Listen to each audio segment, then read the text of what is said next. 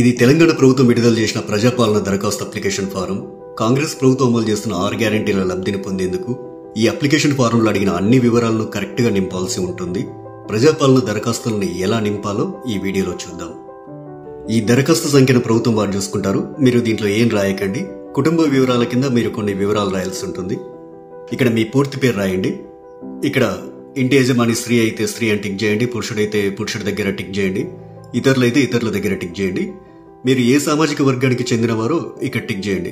SC అయితే SC దగ్గర, ST అయితే ఎస్టీ దగ్గర, బీసీ అయితే బీసీ దగ్గర, మైనార్టీ అయితే మైనార్టీ దగ్గర టిక్ చేయండి. ఎస్సీ ఎస్టీ బీసీ మైనార్టీ కాని వారు ఇతరుల దగ్గర టిక్ చేయండి. ఇక్కడ వారి పుట్టిన తేదీ, పుట్టిన నెల, సంవత్సరం వరుసగా ఇవ్వండి.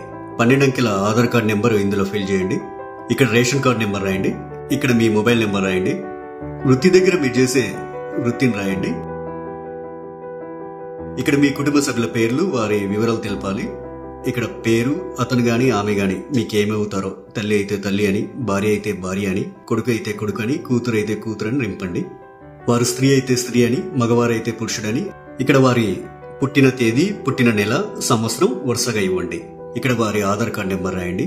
ఇలా మీ ఇంట్లో ఎంతమంది ఉంటే అంతమంది పేర్లు రాయండి. ఇక్కడ ఇక 2వ పేజీలో ఏం రాయాలో చూద్దాం. 10వ నెంబర్ దగ్గర మీ చిరునామా రాయండి. ఆధార్ కార్డులో ఉన్నట్లు మీ ఇంటి నెంబర్ ఇక్కడ రాయండి. మీ గ్రామం లేదా మున్సిపాలిటీ ఇక్కడ రాయండి. ఇక్కడ మీ వార్డ్ నెంబర్ రాయండి. ఇక్కడ మీ మండలం పేరు, తర్వాత మీ జిల్లా పేరు ఇక్కడ రాయండి. ఇప్పుడు అభయస్థం గ్యారెంటీల సెక్షన్ కొద్దాం. గ్యారెంటీల పథకాలు లబ్ధి పొందేందుకు మీరు ఏం చేయాలి, మీరు ఏ వివరాలు ఇక్కడ రాయాల్సి ఉంటుందనేది చూద్దాం. ఇక్కడ కావలసిన పథకాల లబ్ధి కొరకు మీరు టిక్ మార్క్ చేయాల్సి ఉంటుంది. మహాలక్ష్మి పథకంలో భాగంగా ఇక్కడ 2 పథకాలు ఉన్నాయి. మొదటిది ప్రతి నెల 2500 ఆర్థిక సాయం పొందేందుకు ఇక టిక్ మార్క్ పెట్టండి. ఇక రెండోది 500 రూపాయలకు గ్యాస్ సిలిండర్ పొందేందుకు ఇక టిక్ మార్క్ పెట్టండి. 500 రూపాయలకు గ్యాస్ సిలిండర్ కి సంబంధించి మీరు కొన్ని వివరాలు నింపాల్సి ఉంటుంది. మొదట ఇక్కడ మీ గ్యాస్ కనెక్షన్ నెంబర్ రాయండి. ఇక్కడేమో మీకు గ్యాస్ సరఫరా చేస్తున్న కంపెనీ పేరు రాయండి. మీరు సంవత్సరానికి ఎన్ని గ్యాస్ సిలిండర్లు వాడతారో ఆ సంఖ్యని ఇక్కడ రాయండి. రైతు భరోసా పథకం కింద లబ్ధి పొందేందుకు ఇక్కడ కొన్ని వివరాలు ఇవ్వాలి.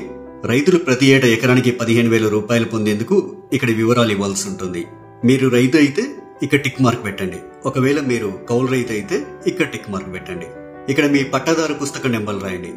మీరు సాగు చేస్తున్న భూమి వివరాలు అంటే సర్వే నెంబరు, విస్తీర్ణం అలాంటి వివరాలన్నీ ఇక్కడ రాయండి. మీరు వ్యవసాయ కూలీలైతే ఏటా ఇచ్చే 12,000 రూపాయల కోసం ఇక్కడ టిక్ మార్క్ చేయండి. ఇక్కడ మీ ఉపాధి హామీ కార్డు నెంబర్ రాయండి. మరో గ్యారంటీ ఇంద్రమ్మ ఇండ్లు పథకం లబ్ధి కొరకు ఇక్కడ కొన్ని వివరాలు ఇవ్వాల్సి ఉంటుంది.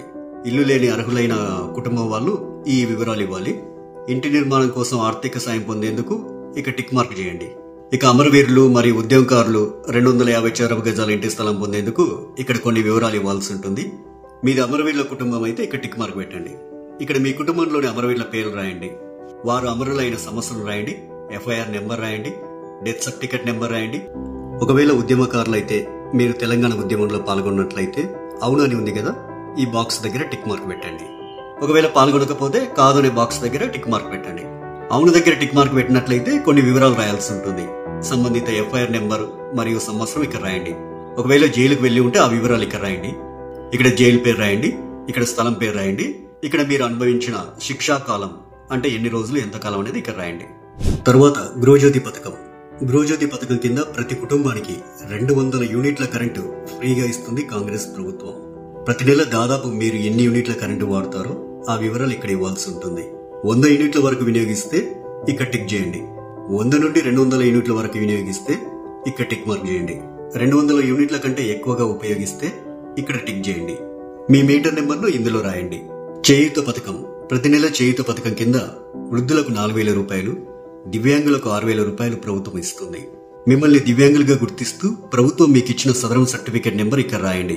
మిగతా వారు వృద్ధులైతే ఇక్కడ, గీతా కార్మికులైతే ఇక్కడ, డయాలిసిస్ బాధితులైతే ఇక్కడ, బీడీ కార్మికుల జీవన భృతి పొందే వాళ్ళైతే ఇక్కడ, ఒంటరి మహిళా జీవన భృతి పొందాలనుకునే వారు ఇక్కడ, వితంతు పెన్షన్ కోసం ఇక్కడ టిక్ మార్క్ చేయండి. చేనేత కార్మికులైతే ఇక్కడ టిక్ మార్క్ చేయండి. ఎయిడ్స్ వ్యాధిగ్రస్తులైతే ఇక్కడ టిక్ మార్క్ చేయండి. పైలేరియా బాధితులు ఇక్కడ టిక్ మార్క్ చేయండి. బీడీ టేకేదర్ జీవన భృతి వాళ్ళు ఇక్కడ టిక్ మార్క్ చేయండి. ఈ అప్లికేషన్ ఫామ్ కు మీ ఆధార్ కార్డ్ జిరాక్స్, తెల్ల రేషన్ కార్డ్ జిరాక్స్ కాపీని జత చేయాల్సి ఉంటుంది. ఇక్కడ మీ సంతకం, ఇక్కడ మీరు అప్లికేషన్ ఇచ్చిన తేదీ రాయండి. మీ ఊర్లో ప్రజాపాలన సదస్సులు పెట్టినప్పుడు ఈ అప్లికేషన్ ఫామ్ తీసుకెళ్లి వారికి ఇవ్వాలి. ఇక చివరిగా ప్రజాపాలన దరఖాస్తు రసీదు ఉంటుంది. ఇందులో మీ నుంచి దరఖాస్తు తీసుకునే అధికారి కొన్ని వివరాలు రాసిస్తారు. ఈ రసీదులో అధికారి దరఖాస్తు సంఖ్య రాస్తారు. అభయస్వం గ్యారెంటీలకు సంబంధించి టిక్ మార్క్ చేస్తారు. తదితర వివరాలన్నీ కూడా రాస్తారు. చివరగా అధికారి తన సంతకం చేసి మీకు రసీదునిస్తారు.